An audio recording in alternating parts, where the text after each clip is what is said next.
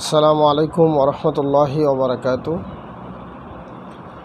আলহামদুলিল্লাহি রাব্বিল আলামিন ওয়াল আকিবাতু লিল মুত্তাকিন ওয়াসসালাতু ওয়াসসালামু আলা আশরাফিল আমবিয়াই ওয়াল মুরসালিন নবিয়ানা মুহাম্মদ ওয়া আলা আলিহি ওয়া আসহাবিহি আজমাইন, আম্মা বাদ। আজকের পর্বে আমরা জানব সূরা নজম সম্পর্কে। তারতিবের নুজুল নাজিলের ধারাবাহিকতা অনুযায়ী এই সূরাটি পবিত্র কোরআনুল কারীমের 23 নম্বর সূরা। এই সূরাটির আগে নাজিল হয় সূরা ইখলাস এবং পরে নাজিল হয় সূরা আবাসা। এই সূরাটি বর্তমান তারতিবিল মাসহাব কোরআন মাজিদের বিন্যাস অনুযায়ী 53 নম্বর সূরা। এই সূরাটি মাক্কি যুগের মাঝামাঝি নাজিল হয়, সূরাটিকে মাক্কি বলা হয়। এবং এই সূরাটি আয়াত হচ্ছে 62টি আয়াত সমৃদ্ধ একটি সূরা। এই সূরাটির নাম হচ্ছে নাজম, শব্দের অর্থ হলো ধীরে ধীরে নাজিল হওয়া, এটি একটি অর্থ ধরা হয়েছে। আরেকটি অর্থ হলো নক্ষত্র বা আকাশের তারকা। তো এই সূরার প্রথম আয়াতেই এই শব্দটি ব্যবহৃত হয়েছে বিধায় সেখান থেকে সূরাটির নামকরণ করা হয় সূরাতুল নজম। পাশাপাশি এই সূরাটির 3টি মেজর থিম আছে। 1 নম্বর হচ্ছে কোরআন নাজিল প্রসঙ্গে কিছু কথা। দ্বিতীয় থিম হচ্ছে আল্লাহর অবাধ্য যারা তাদের পরিণতির কথা। 3 নম্বরে যারা মুশরিকদের সংশয়পূর্ণ কিছু মনোভাব সে সম্পর্কে কিছু কথা এখানে উঠে এসেছে। পাশাপাশি এই সূরাটিতে যদি আমরা লক্ষ্য করি, সূরাটির শুরু এবং শেষের একটা সম্পর্ক আছে, সেটা যদি আমরা দেখলে দেখতে পারবো আল্লাহ তাআলা সূরা নজমের মধ্যে নজমের শুরুতেই রাসূল সাল্লাল্লাহু আলাইহি ওয়াসাল্লাম এবং কোরআনের ব্যাপারে বলেছেন যে মুহাম্মদ সাল্লাল্লাহু আলাইহি সাল্লাম এই কোরআন মনের খায়েশ থেকে বলেন না, এটা কেবল সেই পয়গাম যা তার কাছে পাঠানো হয়। তবুও এই কাফেরদের দল তারা রাসূলের এই কথা মেনে নেয় না। তো এই প্রসঙ্গে সূরাটির শেষ অংশে আল্লাহ তাআলা বলেন যে এই বার্তা কি তোমাদের কাছে আজব মনে হচ্ছে, আর শিক্ষা গ্রহণ না করে খেলতামাশায় তোমরা মজে আসো। এবং এই সূরার সঙ্গে অন্য সূরার যে সম্পর্ক সেটি হলো এই সূরার আগের সূরা হলো সূরা তুর, যা শেষ হয়েছে আল্লাহ তাআলার এই বাণী দিয়ে। আল্লাহ তাআলার বাণী হতো এরকম যে তার পবিত্রতা বর্ণনা করো রাতের বেলা এবং ফজরের সময় যখন তারকারাজি দৃষ্টির আড়ালে চলে যায়। তো সূরা নজমের শুরুতেও পাওয়া যায় তারকারাজির কথা, শপথ সেই নক্ষত্রের যখন তার পতন ঘটে। সম্মানিত উপস্থিতি, এই সূরার সারনজুল সম্পর্কে যদি আমরা জানি তাহলে দেখতে পারবো যে আল্লাহর রাসূল সাল্লাল্লাহু আলাইহি ওয়াসাল্লাম এর নবুয়তের 5 বছর কেটে যাওয়ার পরে এই লম্বা সময়ে ঘরোয়া পরিবেশে আর বিশেষ কোনো বৈঠকে কোরআনের বাণী শোনাতে পেরেছিলেন তিনি। তো কিন্তু সব মানুষকে একত্রিত করে অর্থাৎ সামষ্টিকভাবে কোরআনে আলোচনা করার সুযোগ তিনি পান নাই। এর কারণ মক্কার মুশরিকরা তাদের একান্ত বাধা, এবং নবী সাল্লাল্লাহু আলাইহি ওয়াসাল্লাম যখনই কোনো দল বা গোত্রকে দাওয়াত দিতে যেতেন তখনই কুরাইশরা সেখানে ঝামেলা শুরু করে দিত। তো এমন হট্টগোল তারা করত, এই হট্টগোলের কারণে কিছুই শোনা যেত না, বরং রাসূল সাল্লাল্লাহু আলাইহি ওয়াসাল্লামের ব্যক্তিত্ব মানুষের ওপরেও কোরআনের প্রভাব কেমন তা কুরাইশরা ভালোভাবেই কিন্তু জানত।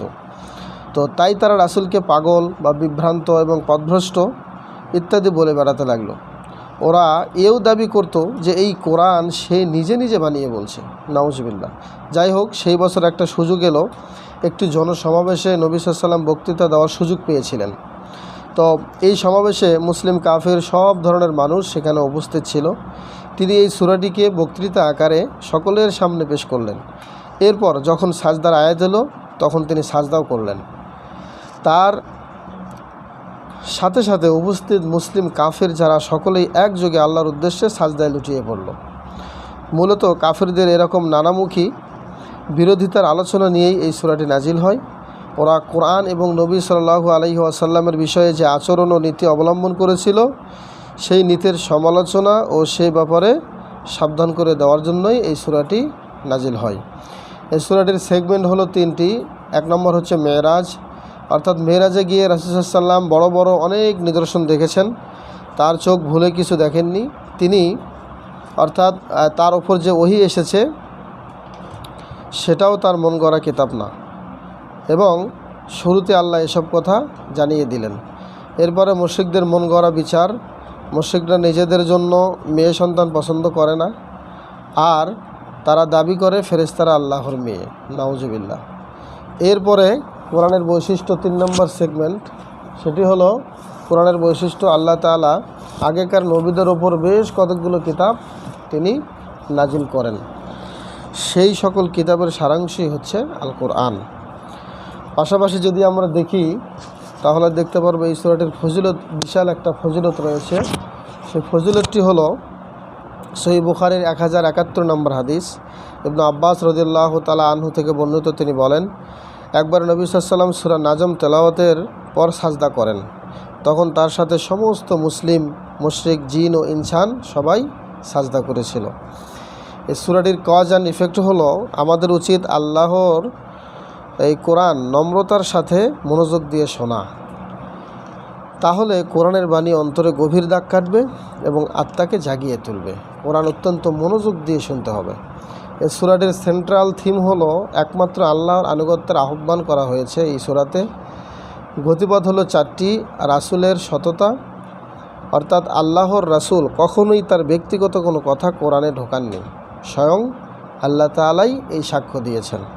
2 নম্বর, শিরিকের আলোচনা স্থান পেয়েছে। মানুষ নিজেদের হাতে মূর্তি বানায়, ওগুলোর নাম রাখে, এরপর ওগুলোর সামনেই আবার মাথা ঠোকায় যেটা সে চায়, এবং মানুষের দ্বারা এটা কিভাবেই সম্ভব হয়। শান্তি ও শিক্ষা, অতীতে যারা এই শিরিককে আঁকড়ে ছিল তাদেরকে আল্লাহ ধ্বংস করে দিয়েছেন। এই ইতিহাস থেকে নিতে হবে শিক্ষা, ছাড়তে হবে নেককারজনক শিরিকি কাজ। এবং 4 নম্বর যেটা, সেটা হচ্ছে নত হওয়ার আদেশ। সূরাটি শেষ হয়েছে আল্লাহর সামনে মাথা নোয়াবার বা সাজদা করার আদেশ প্রদানের মাধ্যমে। এতেই মিলবে মানুষের মুক্তি।